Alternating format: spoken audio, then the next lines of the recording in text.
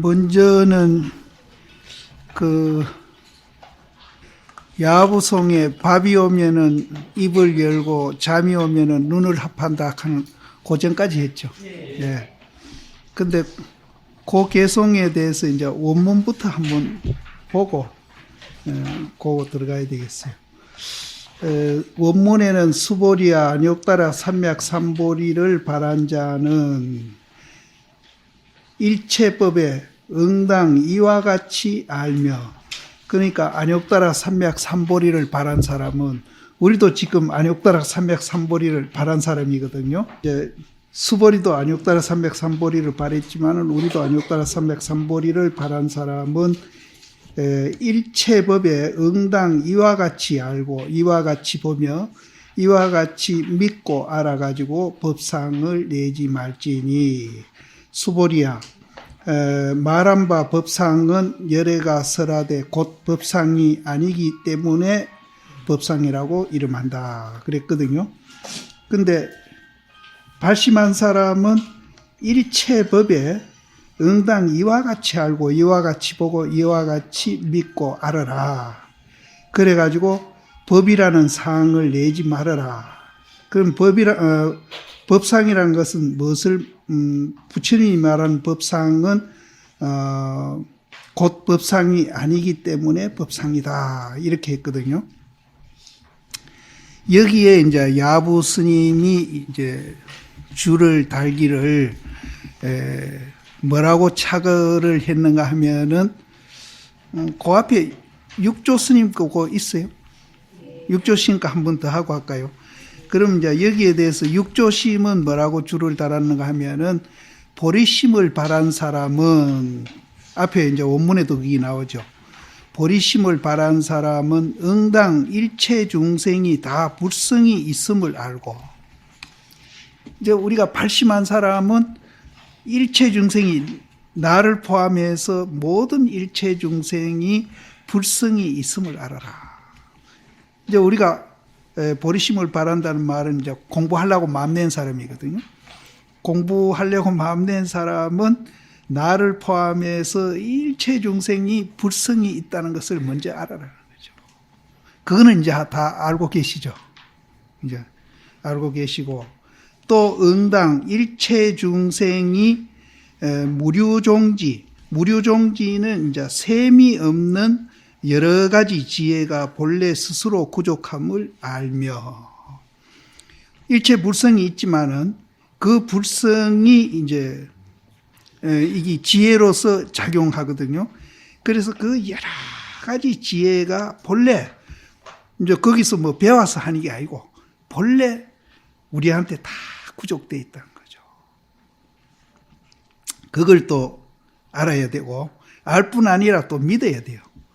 또 응당 일체 중생의 자성이, 불성이라 해도 괜찮습니다. 자성이 본래 생멸이 없는 것을 믿을지니, 그 자성짜리 불성짜리에는 생멸이 없다. 그러면 이제 요즘 내 주변에서 사람들이 자꾸 한 사람 두 사람이 죽더라고요.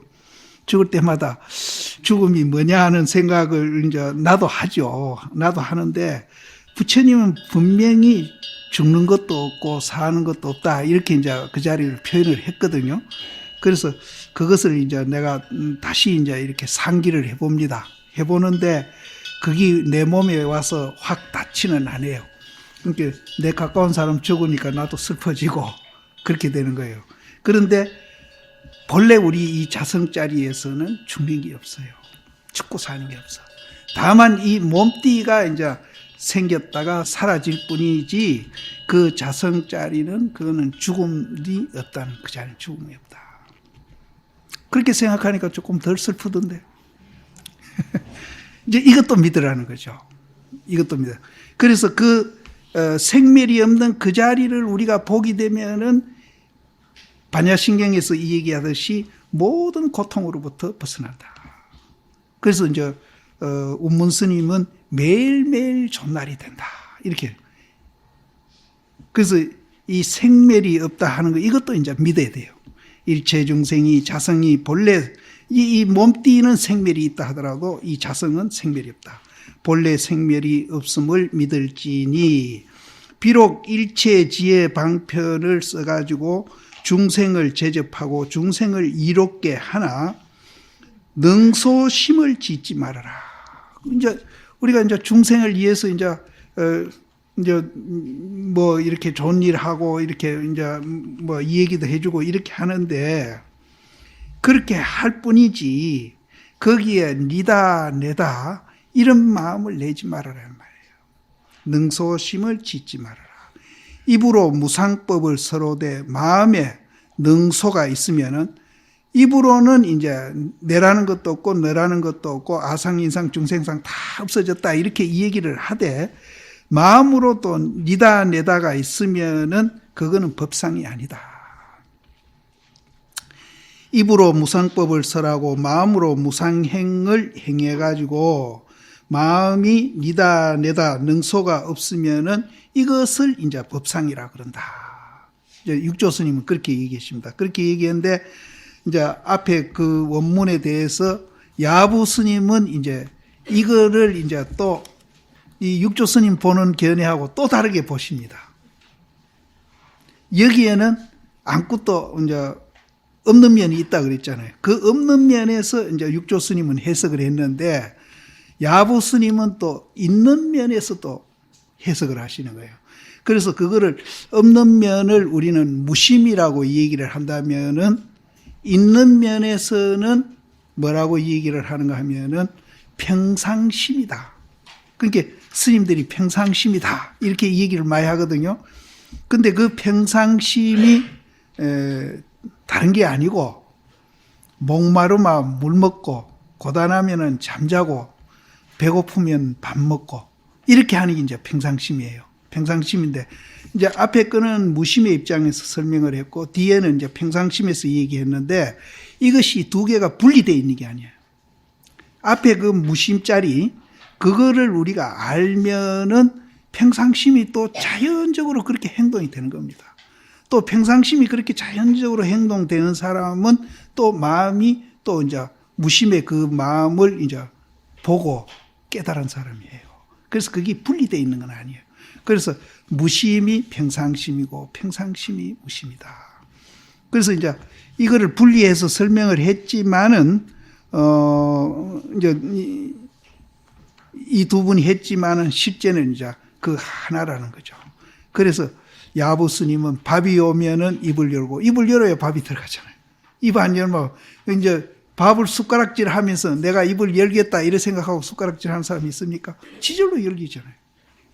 그리고 잠이 오면은 지절로 들어는 눈 뜨고 자는 사람이 있다 하대요.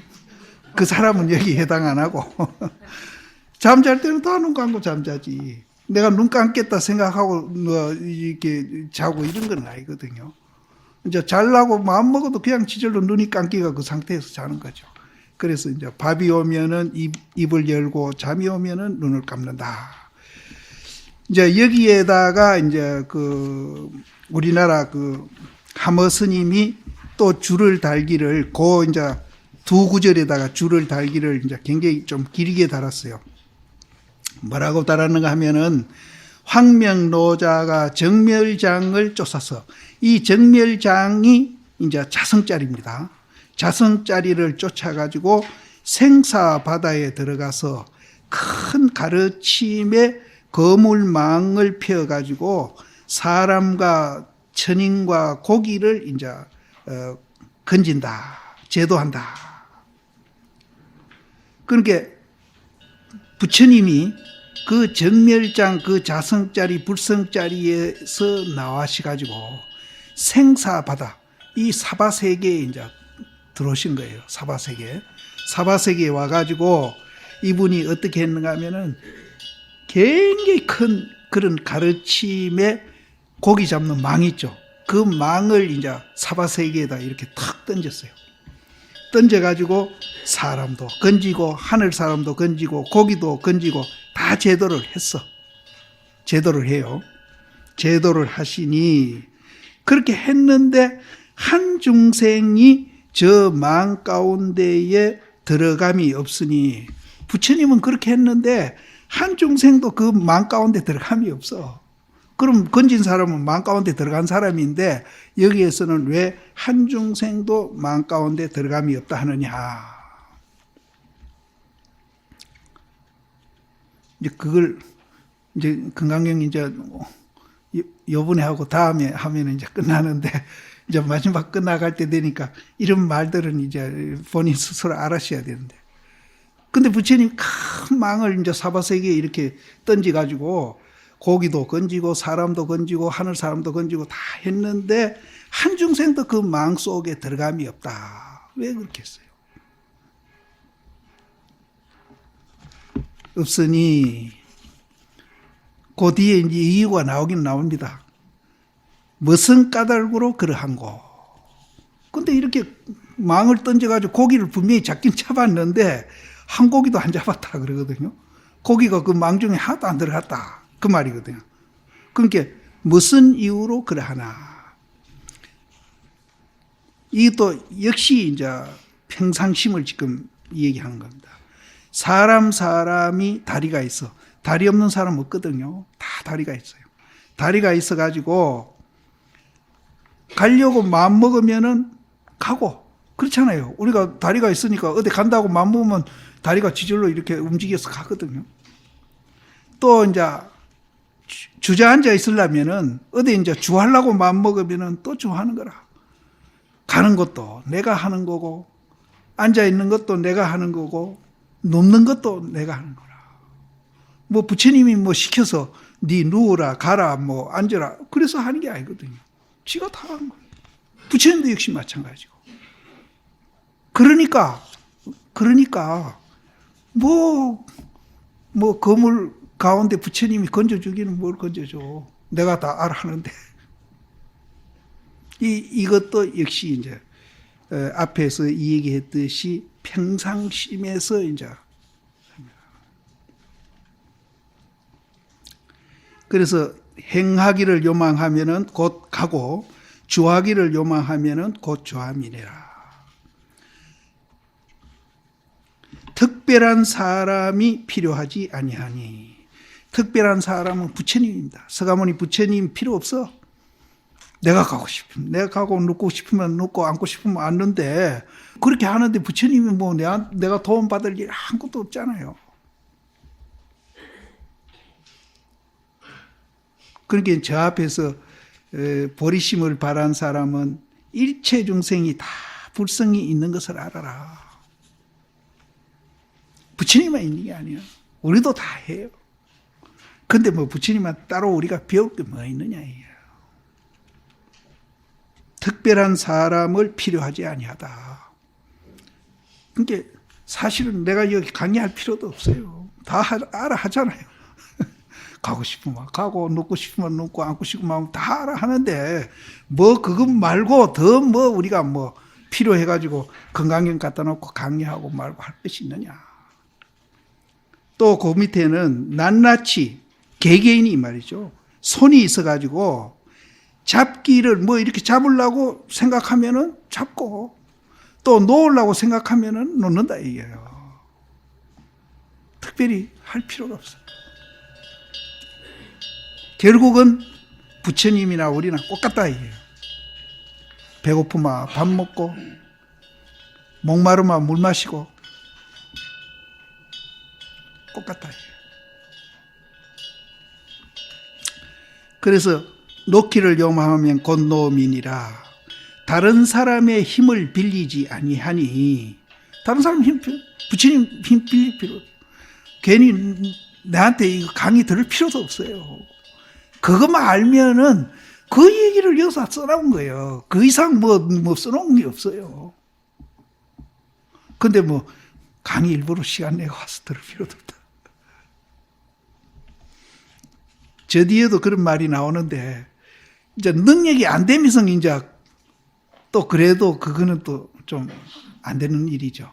그래서 어쨌든 우리는 그 불성자리를 보고 이렇게 되면은 그때는 이제 뭐 부처님도 필요 없고 도인도 필요 없고 고심한테 강의 들을 필요도 없고 뭐 고단하면 잠자고 배고프면 밥 먹고 가고 싶으면 가고 눕고 싶으면 눕고 그게 다 이것을 떠나서 도는 없다.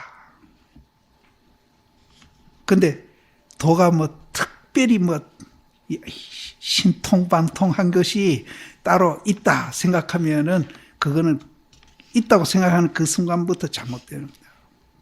그런 분들 많습니다, 사실은. 그래서 그전에도 내가 여러 번 얘기했지만은 바로 듣고 보고 하는 이거를 떠나가지고 불교가 있다고 생각하면은 그거는 외도다.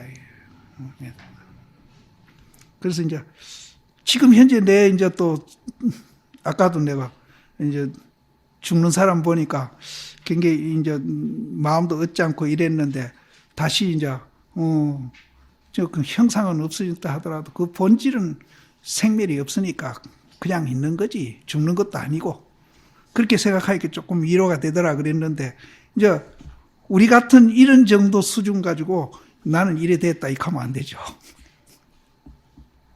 안 되거든요. 그래서 실제 그렇게 된 사람은 이렇습니다. 됐는데 그게 안 되는 사람은 자기 이제 안 된 그 분상에서 되도록 노력을 해야 됩니다. 근데 안 됐는데 이런 말 듣고 이제 뭐 듣고 보는 바로 이놈이라 하니까 뭐 더 공부할 것도 없고 그래가지고 이제 자꾸 말만 비워가지고 시금방 떨고 다니는 사람도 많이 있거든요. 이제 그래서는 안 되지. 이제 그런 거는 우리가 가릴 줄 알아요. 이제 실제는 그렇습니다. 우리가 지금 방금 얘기했듯이 가고 싶으면 가고 좋아하고 싶으면 좋아하고 잡고 싶으면 잡고 놓고 싶으면 놓는 그거 말고 따로 없어요. 다른 사람의 힘을 빌리지 아니하며 밥이 오매 입을 열고 잠이 오매 눈을 합하는데 이러히 일체에 자유해가지고 다른 사람 능력을 빌리지 아니한다. 우리가 깨달으면 그렇게 되는 겁니다. 이미 그러하기가 이와 같을진대는 어찌 중생이 부처님에게 제도하는 바가 됨이 있으리요. 이렇게 된 사람은 부처님한테 제도 받을 필요가 없어. 받을 필요. 제도 받는다고 생각하면은 그것이 이제 머리 위에다 머리를 하나 더 얹는 거는 같. 근데 이제 이런 말 듣고 이제 너무 오버하시면 안 됩니다.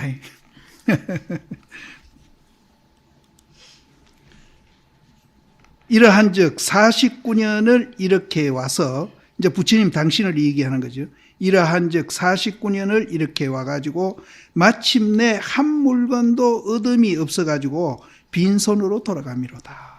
부처님이 80세 살고 돌아가셨는데 당신이 이제 돌아가셨을 때에 49년을 이렇게 이제 법문하고 뭐 했지만은 그렇게 했지만은 한 물건도 얻음이 없어요. 한 물건도 제도함이 없고 그럼 부처님 10제자도 있었고 1200명 비구도 있었고 뭐 제가 해도 숱한 사람을 이제 제도했거든요. 그런데 이제 그 자리에서 보면은 한 물건도 얻음이 없이 빈손으로 돌아갔다. 이거하고 좀 다른 얘기인데 어떤 사람이 죽어가지고 유언을 하기를 굉장히 부자던가 봐요. 내 죽을 때 내 손을 생기 밖에다 이렇게 내돌라 이렇게 부탁하고 죽었대요. 그럼 생이를 미고 갔는데 손은 덜렁덜렁 할 거 아닙니까? 그렇게 살았을 때는 그렇게 이제 뭐 별 짓을 다 했겠죠. 재산 모으려고. 그러니까 갈 때는 빈손이다 하는 거 이제 세상 사람한테 알리려고 죽을 때 이 손을 곽 밖에다 이래 내서 사람들 보도록 해달라. 그런 이제 사람이 있었다고 그래요. 그래서 부처님은 이제 뭐 화장했으니까 뭐 손도 보일 것도 없고 아무것도 보일 거 없는데 이제 그 진리 그 자리 법상 그 자리에서 보면은 빈손으로 왔지만은 갈 때도 또 빈손으로 간 거예요. 중생 제도했는 거는 그거는 그 자리에서 보면 제도한 게 아니다. 중생이 다 밥이 오면은 입을 벌릴 줄 알고 잠이 오면 눈 감을 줄 알고 가고 싶으면 가고 안고 싶으면 안고 눕고 싶으면 눕고 또 뭐 잡고 싶으면 잡고 또 놓고 싶으면 놓고 뭐 마음대로 하잖아요.